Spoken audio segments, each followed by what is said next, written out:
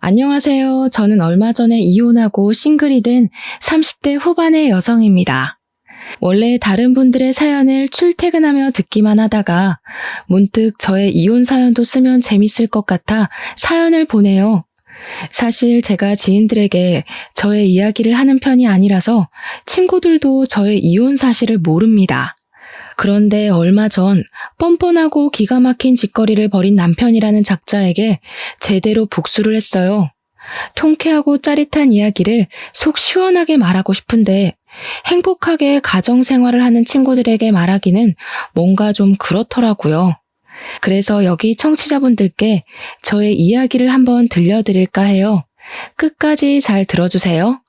저와 남편은 결혼 전 같은 회사에 다녔습니다. 남편은 정규직, 저는 계약직이었는데 남편은 선배 사원들은 물론 계약직 사원들에게까지 친절하고 어려운 부탁도 잘 들어주었어요. 그런 모습이 좋아 보였던 저는 남편에게 호감이 생겼고 그 후 연애를 한 뒤 결혼까지 앞두게 되었죠. 결혼을 생각하고 처음으로 시댁에 갔던 날 저는 시어머니를 보고 깜짝 놀랐습니다. 시어머니가 저를 어릴 때 키워주셨던 돌아가신 할머니와 쌍둥이가 아닐까 싶을 정도로 닮으셨더라고요. 시어머니는 저를 반기시거나 제게 웃음을 보이시지는 않았지만 그래도 참 좋았답니다. 시댁은 우리 집에서 30분 거리에 있는 수도권 근교의 시골 마을이었어요. 시아버지는 예전에 돌아가셨고 시어머니는 농사를 지으시면서 수확한 농작물을 인터넷으로 판매하고 계셨습니다. 우리는 결혼을 준비하며 서로의 금전 상태를 공유했는데 남편은 직장 생활을 오래 한 것에 비해 모은 돈이 얼마 없었어요. 왜 그런가 했더니 그동안 월급의 절반을 시어머니께 드려서 저축할 수가 없었더라고요. 지금까지는 그렇게 살았어도 결혼 후에는 이렇게까지 용돈을 드리는 것은 무리일 것 같아 저와 남편은 결혼 전 시어머니를 뵙고 이 부분에 대해 확실히 말씀드렸습니다. 아무래도 말씀드리지 않고 용돈을 줄여버리면 시어머니께서 난처한 부분이 생길 수도 있을 것 같았거든요.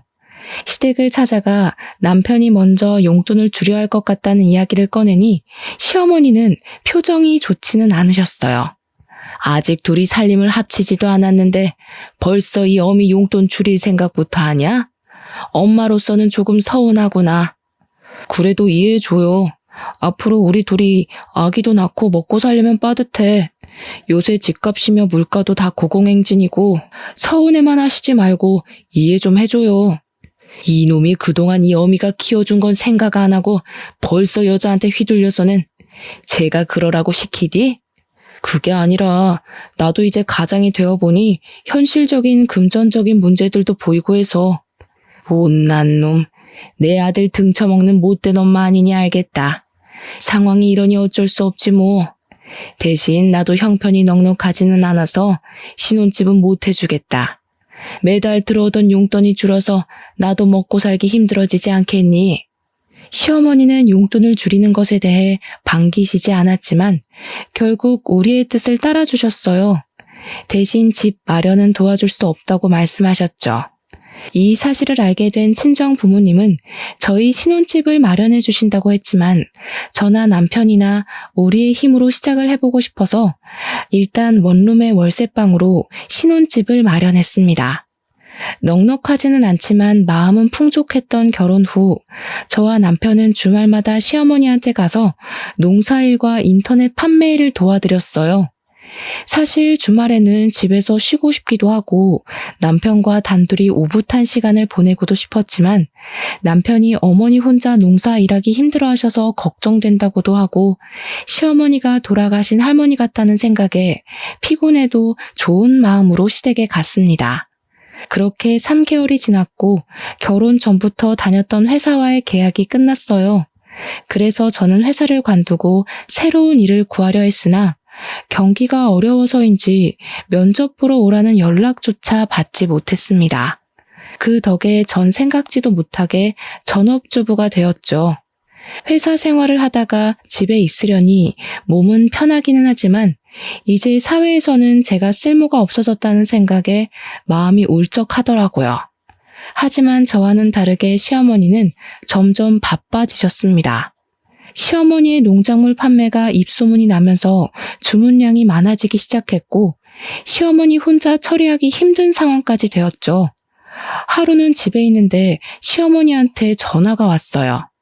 얘야, 이제 나도 나이가 먹어서 일하기가 너무 힘들구나.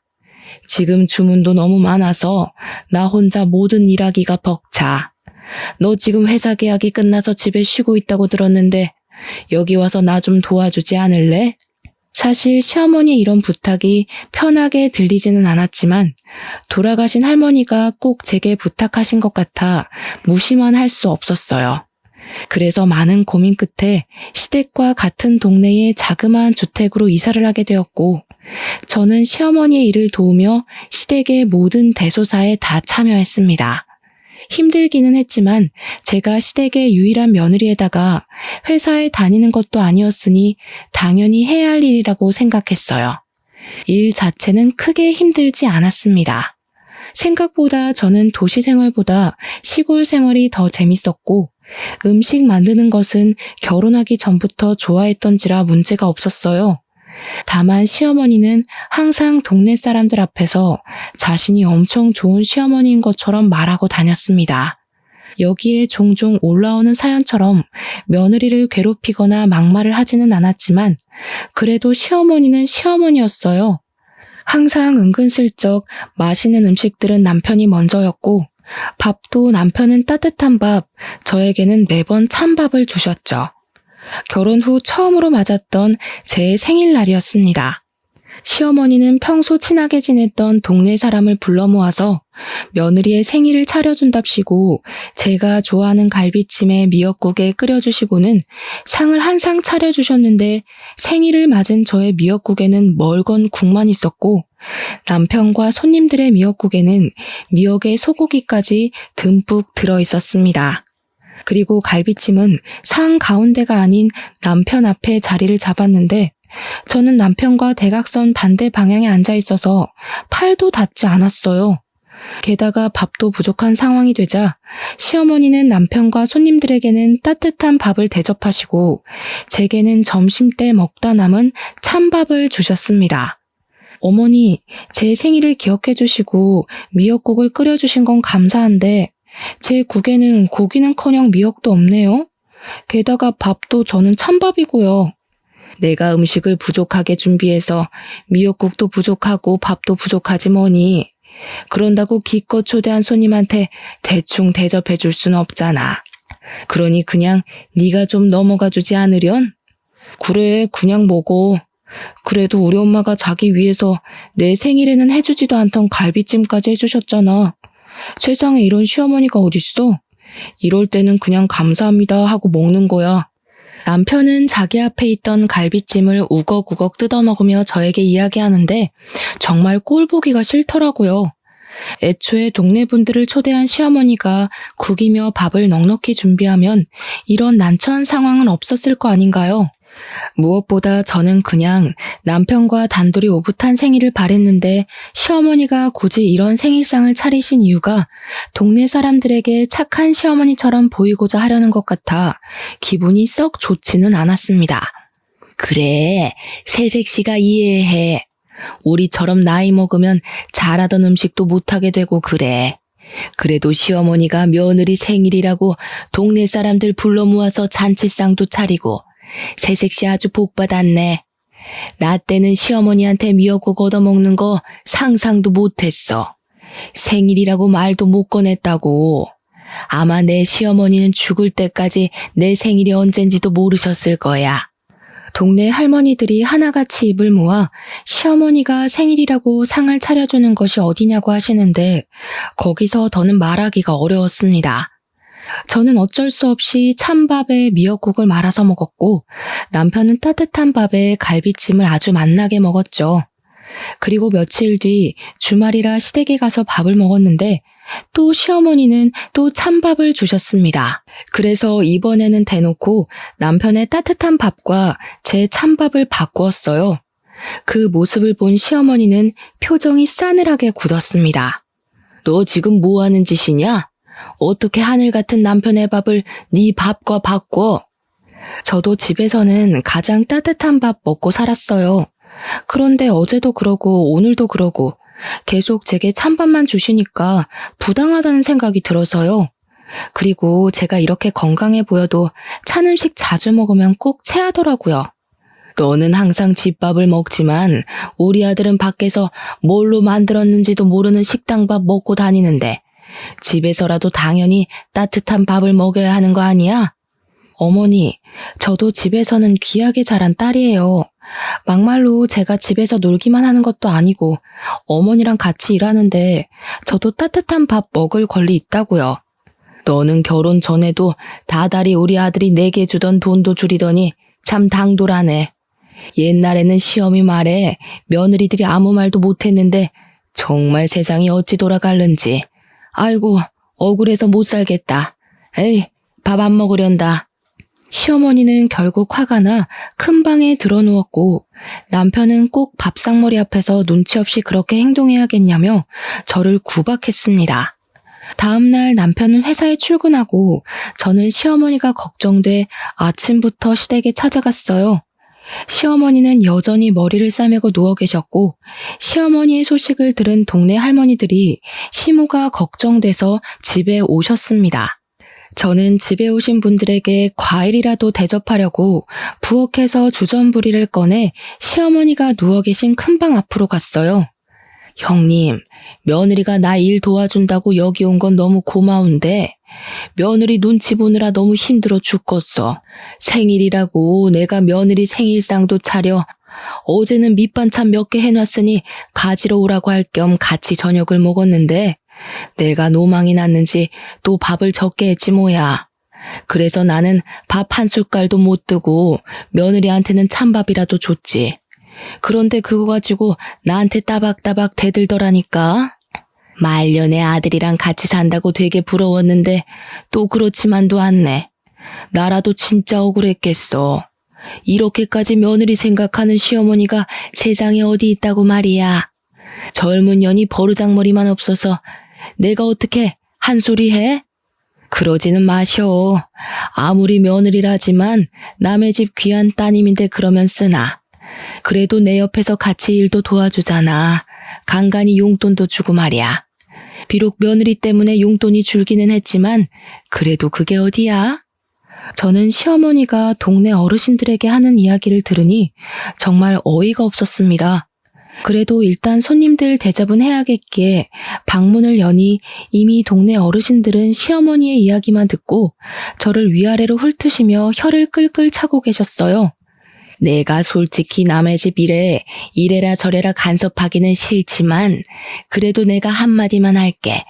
솔직히 세상 천지에 며느리에게 밥상 차려다 주는 시어미가 어디 있니? 기왕에 시어미 도우러 여기 왔으면 좀 잘 좀 모셔. 이게 뭐니 이게? 어르신들이 얼마나 저에게 역정을 내시던지 저는 그 자리에 그대로 굳어버렸고 그 모습을 뒤에서 지켜보던 시어머니는 아주 만족스러운 표정을 짓고 계셨어요.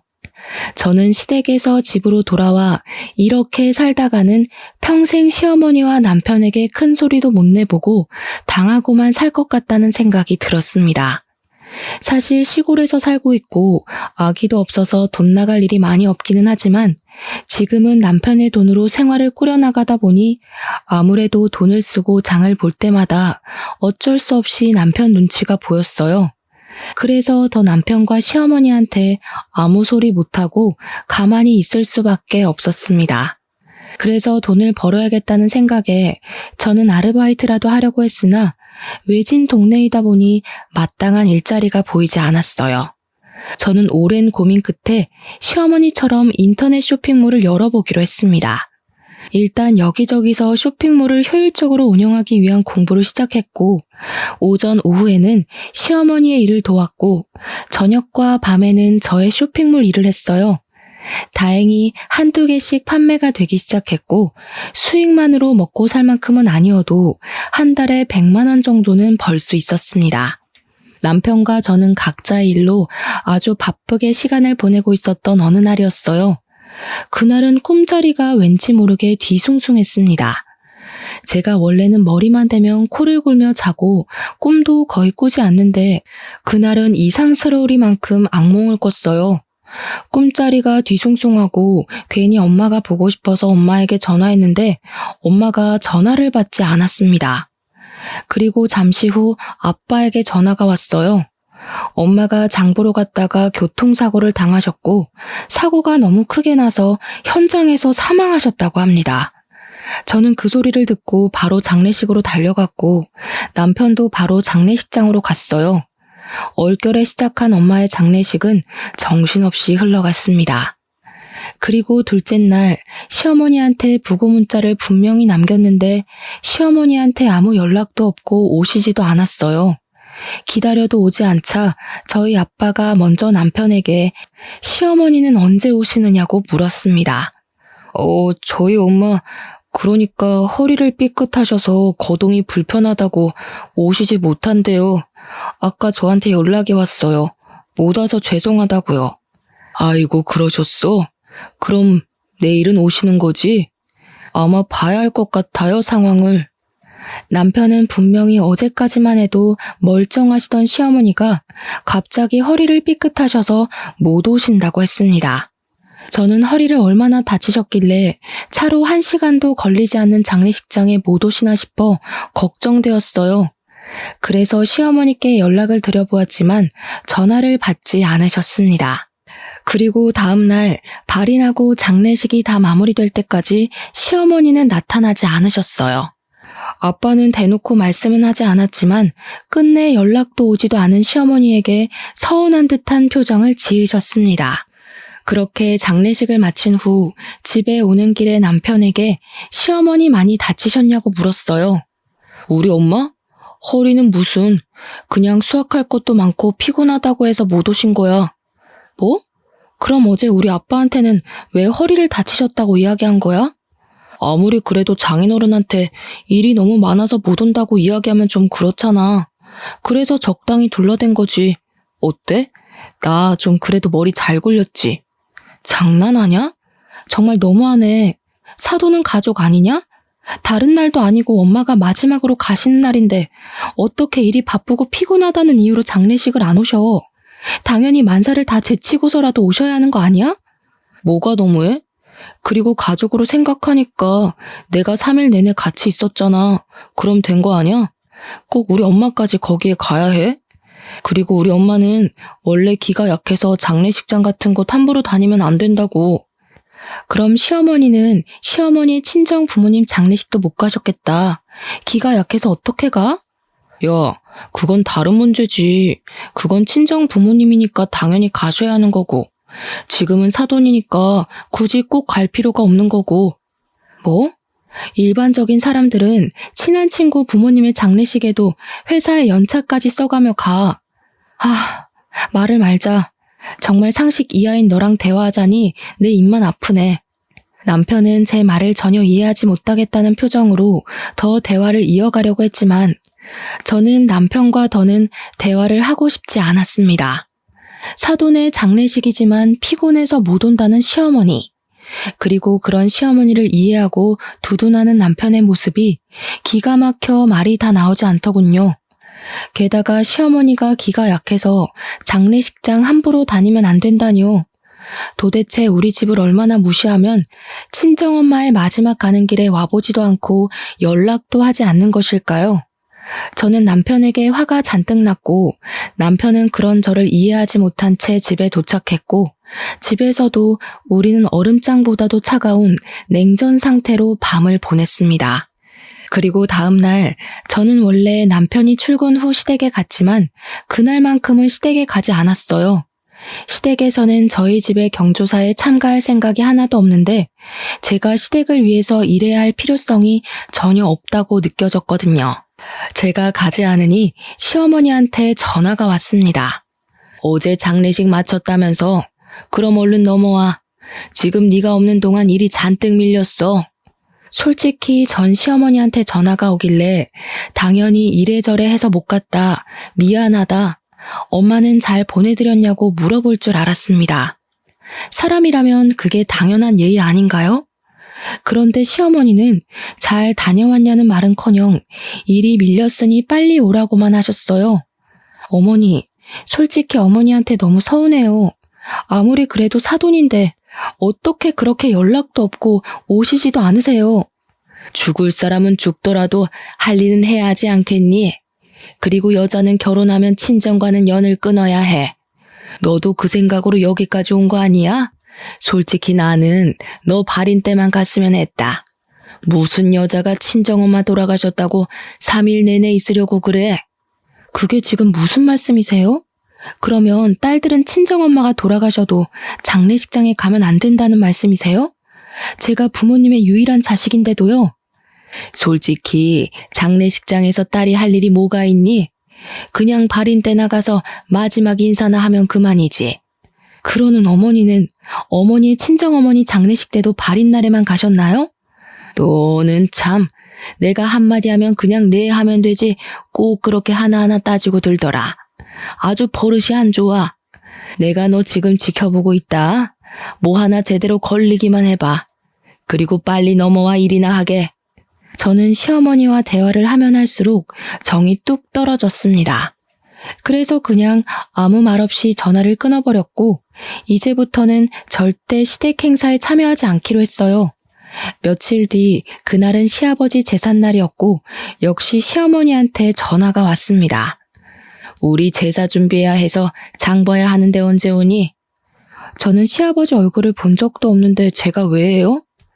너 요새 왜 그러니? 요새는 일하러 오지도 않고 내가 너 없어서 얼마나 힘든 줄 알아? 언제까지 그렇게 애처럼 굴 거야? 넌 이 집의 며느리야. 그럼 며느리 도리는 당연히 해야지 않겠어?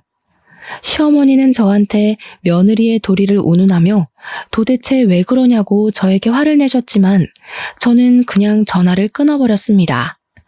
그리고 그날 밤 퇴근한 남편이 저에게 얘기 좀 하자며 도대체 요새 왜 그러냐고 묻더라고요. 내가 안 그러게 생겼어? 다른 일도 아니고 장례식인데 오시지도 않고 오자마자 위로는커녕 일부터 시키고 어떻게 그래? 그럼 산 사람은 살아야지. 사람 죽었다고 생업을 다 포기하니? 그리고 누구나 다 나이 먹으면 죽어. 다만 장모님은 조금 그 순간이 일찍 온 것뿐인데 도대체 언제까지 그렇게 방황하면서 살 건데?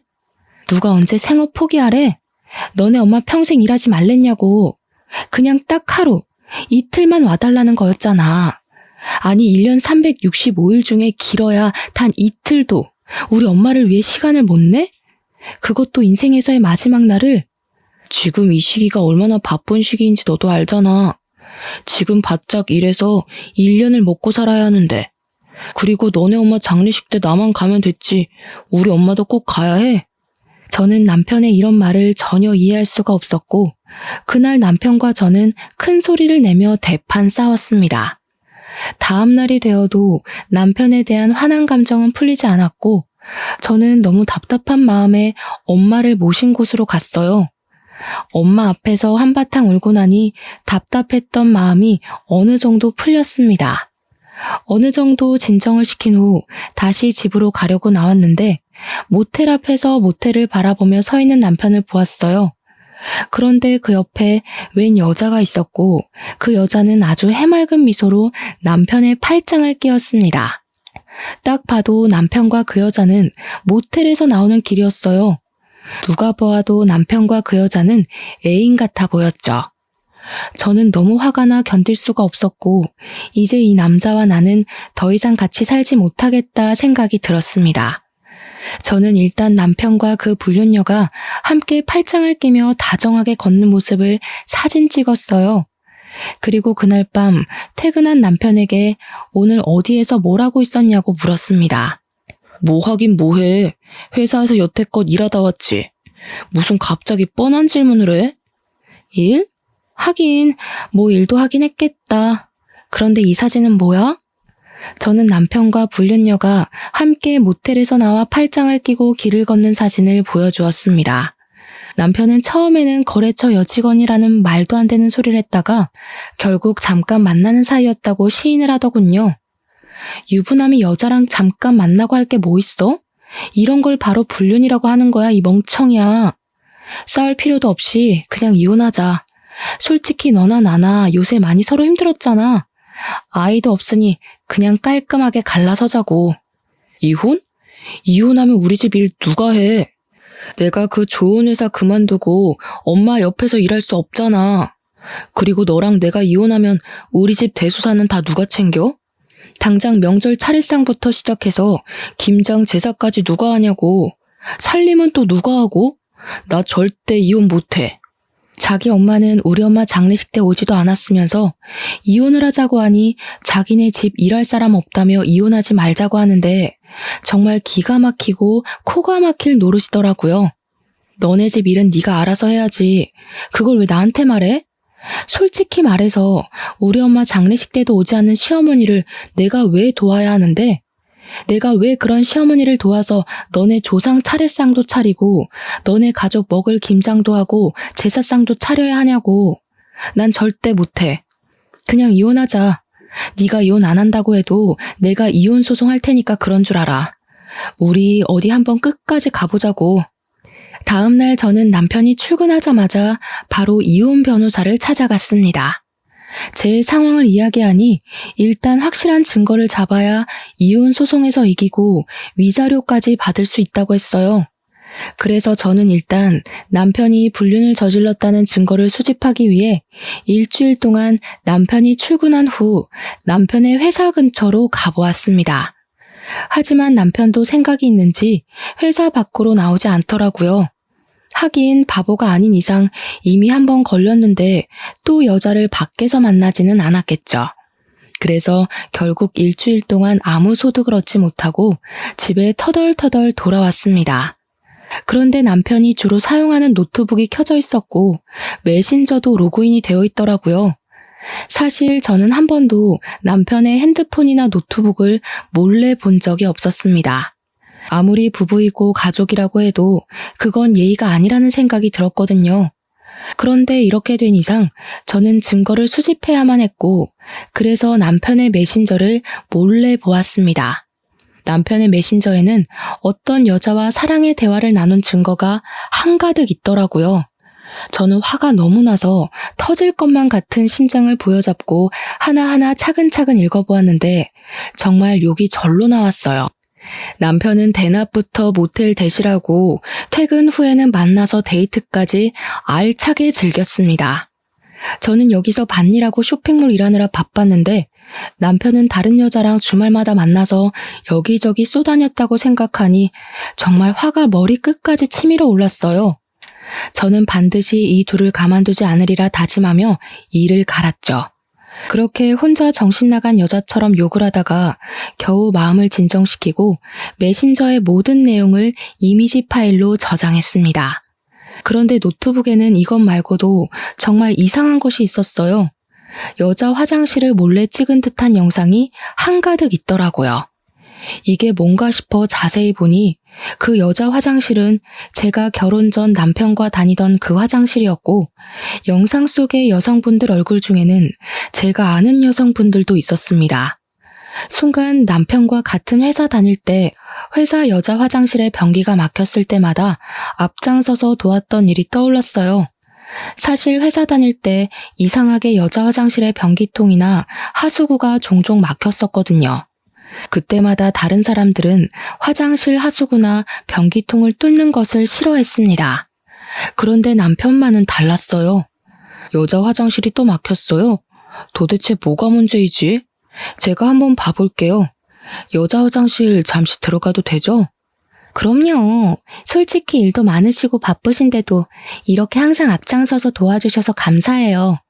그 뒤로도 변기나 하수구가 막힐 때마다 여직원들은 남편을 찾았고 남편은 인상 한번 찌푸리지 않고 바로 뚫어주어서 다들 너무 고마워했었거든요.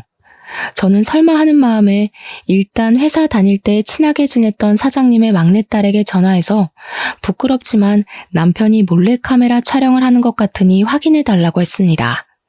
사장님의 막내딸은 아직 회사에 다니고 있었고 다른 사람들보다 쉽게 사내 CCTV도 확인할 수 있었어요.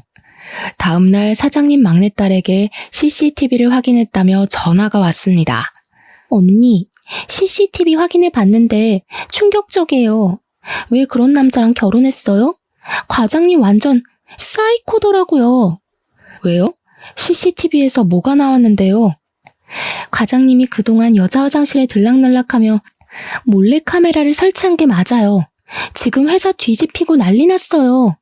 사장님 막내딸 말로는 남편은 펜이나 서류 뭉치, 손수건 같은 것을 들고 실수인 척하며 여자 화장실에 들어갔어요. 남편이 나올 때는 들고 갔던 물건들이 사라졌었고, 그렇게 남편이 들어갔다 나오면 어김없이 여자 화장실 변기통이나 하수구가 막혔습니다. 그럼 남편은 이를 수리해준다는 핑계로 혼자 여자 화장실에 오래 있으면서 몰래카메라를 설치하고 배터리 교체 등을 마음 놓고 할 수 있었던 것이에요. 이 모든 사실을 한 저는 남편을 가만둘 수 없었습니다. 저는 사장님 막내딸에게 CCTV 영상을 보내달라고 했고 노트북 속의 영상들을 USB로 옮겨 담았어요. 저는 이 USB를 들고 경찰서에 가서 남편이 몰래카메라를 설치했다고 고소를 했고 이어서 변호사 사무실에 찾아가 메신저의 대화 내용을 증거로 불륜으로 인한 이혼 소송까지 진행했습니다. 사장님 막내딸은 회사에 이런 사람이 있었다는 것에 크게 격분하며 바로 사장님께 보고했어요. 남편은 당연히 바로 회사에서 잘렸고 그렇게 잘리고 나오는 길에 경찰들에게 구속되었습니다. 저는 바로 구속이라는 소리를 듣고 그 모습을 보기 위해 회사 앞으로 갔어요. 남편은 저를 보고는 잠깐만 할 말이 있다며 저를 애타게 불렀습니다. 제발 우리 엄마만 모르게 해줘. 부탁할게. 우리 엄마 내가 이런 짓 했다는 거 알면 충격받으셔서 쓰러지실 거야. 대단한 효자 납셨네. 네가 한 짓거리가 잘못됐다는 건 아나 봐? 그걸 아는 새끼가 이딴 짓을 해? 지금 많이 반성하고 있어. 나도 내가 왜 그랬는지 모르겠다니까. 제발 우리 엄마한테는 아무 말 하지 말아줘. 그리고 너 아직 회사 여직원들이랑 가끔 연락하지? 그 여직원들이랑 친하게 지냈잖아. 여직원들에게 선처를 바라는 탄원서 좀 부탁할게. 우리 그래도 결혼까지 한 사이잖아. 안 그래? 그렇지. 결혼까지 한 사이이긴 하지. 그런데 말이야, 나 지금 변호사 사무실에 이혼한다고 너한테 소송 걸었어. 우리 이제부터 남남하자. 뭐? 소송? 네가 무슨 수로? 내가 이혼 합의 안 해주면 우리는 이혼 못해. 알지? 그야 네가 아무 잘못이 없을 때고. 근데 너는 조강지쳐 내버려두고 다른 년과 불륜을 저지른 유책 배우자라서 너의 합의 따위는 필요 없더라고. 그리고 그년이랑 아주 사랑의 대화를 진하게 나눴더라. 네가 그걸 어떻게 알아? 네가 어젯밤에 노트북을 안 꺼놨더라. 메신저도 그대로 로그인되어 있고. 잘했어. 그 덕에 네가 잘못한 것 만천하에 다 알리고 나도 이혼할 수 있게 됐네. 평소에는 도움이 안 되더니 막판에 아주 큰 도움 줘서 고마워. 남편은 제 말에 분노를 이기지 못해 난리를 쳤습니다. 그리고 저는 집에 가려는데 시어머니한테 지금 당장 마을 회관으로 오라고 전화가 왔어요. 사실 굳이 만나고 싶지도 않았지만 자기 아들이 몰래카메라를 찍고 경찰서에 잡혀갔다는 소식을 들으면 어떤 표정을 지을까 궁금해서 마을 회관으로 달려갔습니다. 얘야, 나는 네가 그동안 며느리 노릇을 하나도 하지 않았지만 그래도 싫은 소리 한 번 안 하고 꾹 참았다. 그런데 갑자기 우리 아들한테 이혼 소송이라니 그게 말이 된다고 생각하니? 맞아. 너 저번에 너네 시아버지 제사 때도 오지 않았다면서? 그리고 요새 너네 시어머니 얼마나 일이 많은데 어떻게 일을 하나도 안 도와줄 수가 있어? 이번에 혼자 밭일하다가 너네 시어머니 허리를 삐끗했어. 기왕 여기까지 온 거 너네 시어머니 좀 잘 모셔라. 너네 시어머니 같은 사람이 세상에 어디 있니? 사실 그동안은 시어머니가 동네 사람들 앞에서 온갖 착한 척해도 그냥 가만히 있었습니다. 그런데 이제는 예전의 제가 아니었어요. 이미 끝내기로 마음먹은 마당에 더는 말을 못할 게 없었습니다. 제가 예전엔 안 그랬는데 왜 이렇게 변했을까요? 한번 생각이나 해보셨어요? 지금 그게 무슨 말이냐?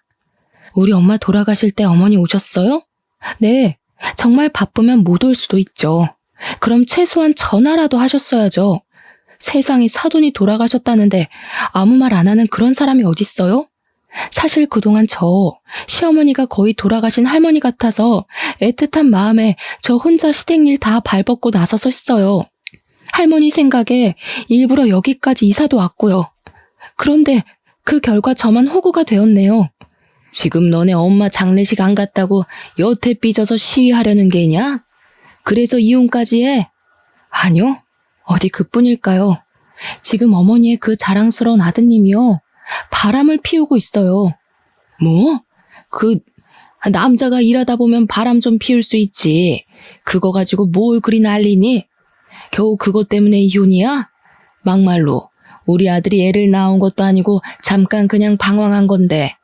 참 너도 속이 아주 밴댕이 소갈딱지야. 그뿐인 줄 아세요? 당신 아들 지금 경찰서에 있어요. 경찰서? 그게 무슨 소리냐? 우리 아들이 왜? 회사 여자 화장실에다가 몰래카메라를 설치했다지 뭐예요. 노트북에 여자 화장실 몰래카메라 사진이 쫙 깔려 있더라고요. 그래서 제가 경찰서에 그대로 넘겼더니 아줌마 아들이 구속돼 버렸어요. 뭐? 그걸 네가 고소했다고? 너랑 우리 아들은 부부의 연을 맺었어. 부부는 힘들 때 같이 하는 게 부부 아니니? 어떻게 너는 네 남편을 그렇게 경찰서에 홀라당 넘길 생각을 해? 네가 어떻게 우리 집에 이렇게 뒤통수를 때려? 어떻게? 이 못돼 먹은 년. 시어머니는 제게 못된 년이라고 하면 난리였지만 아까와는 다르게 다른 할머니들이 아무도 시어머니의 말에 동의하지 않았습니다. 오히려 시어머니를 곱지 않은 시선으로 바라보았죠. 형님들, 저것이 내 아들을 경찰서로 잡아넘겼대요. 이게 말이나 됩니까? 아이고, 집에 여자 잘못 들여서 이게 지금 뭔 난리야. 아이고, 나 죽네. 이봐, 여자 화장실에 몰래카메라를 설치했다는데 그건 아들이 잘못한 것 아닌가? 아들이 잘못했으면 당연히 벌을 받아야지. 그렇게 잘난 아들 뒀다고 자랑하더니 이건 뭔. 아무튼 이제 더 들을 이야기도 할 이야기도 없으니 우린 가네. 다시는 연락하지 마. 솔직히 맨날 은근히 며느리 차별했으면서 맨날 착한 척은. 다들 갑시다. 동네 할머니들은 난리치는 시어머니를 두고 다들 각자의 집으로 가셨고 저도 바로 저의 집으로 돌아갔어요. 그 뒤로 남편은 기나긴 재판 끝에 징역 10개월의 집행유예 2년이 선고되었습니다. 그리고 남편이 불륜을 저질렀다는 증거가 입증되어 감옥에서 이혼하게 되었어요. 또한 저는 공동명의로 같이 살던 집을 위자료로 받아서 그 집을 팔고 남편에게로 갔습니다. 아빠는 이혼하고 온 딸에게 그동안 고생했다고 하며 아빠가 일하시는 회사에 빈자리가 하나 있으니 거기서 다시 시작해보라고 권하셨어요. 사실 아빠는 20대 때부터 지금까지 한 회사에서 계속 근무하셨고 지금은 이사님이십니다. 회사가 크지는 않지만 그래도 월급 한 번 밀리지 않았고 꾸준히 월급도 오르고 있어요. 그렇게 저는 아빠 회사에서 사무직 직원으로 일하고 있습니다. 물론 제 쇼핑몰도 잘 되고 있기는 하지만 아직은 전업으로 하기에는 어려움이 있어서 앞으로 더 열심히 공부해 키울 생각이에요. 이렇게 새롭게 시작한 지 한 달 뒤 그다지 반갑지 않은 소식이 들려왔습니다. 바로 시어머니 소식이었는데 사실 시어머니한테는 나물 캐서 파는 것이 유일한 돈벌이였잖아요. 하지만 시어머니가 동네 사람들의 손가락질이 두려워 낮에는 집 밖으로 나가지 않고 밤에만 밖으로 나가 나무를 캐러 다녔대요. 그런데 시골길이 밤에 정말 어둡고 무섭거든요. 그 어두운 길을 혼자 밤에 다니다가 산에서 넘어져 실족사했다는 것입니다. 전 남편은 바로 감옥에서 나와 장례식을 치러야 했어요. 어떤 사람들은 이런 상황에서 안쓰러운 마음이 들기도 하겠지만 사실 저는 너무 통쾌하게 느껴졌습니다. 자업자득이라는 생각이 들었어요. 그래서 가서 마지막 가는 길을 한번 보기로 했죠. 부조금을 얼마 넣을까 하다가 생각해보니 남편과 시어머니 둘 다 우리 엄마 돌아가셨을 때 부조금을 아예 안 냈더라고요. 그래서 그냥 빈손으로 가려다가 그것은 예의가 아닌 것 같아 부조금을 아주 약간 준비했습니다. 단돈 1,000원이요. 저는 장례식장에서 부조금 봉투에 당당히 제가 준비한 1,000원을 넣었어요. 그 모습을 본 남편이 화가 난 표정으로 제 손목을 딱 잡더라고요. 야, 너는 생각이 있는 거냐 없는 거냐? 여기에 네가 왜 와? 그리고 부조금 꼴랑 1,000원? 지금 장난하냐? 1,000원은 뭐 돈 아니니? 그리고 너랑 너네 엄마는 우리 엄마 돌아가실 때 부조금 냈어? 생각해보니까 너네 가족 우리 엄마 돌아가실 때 부조금 한 푼도 안 냈더라? 그보다는 1,000원이 더 낫지 않아? 그래도 1,000원이면 껌 하나는 씹으며 저승길 가실 수 있겠네. 지금 사람 놀리냐?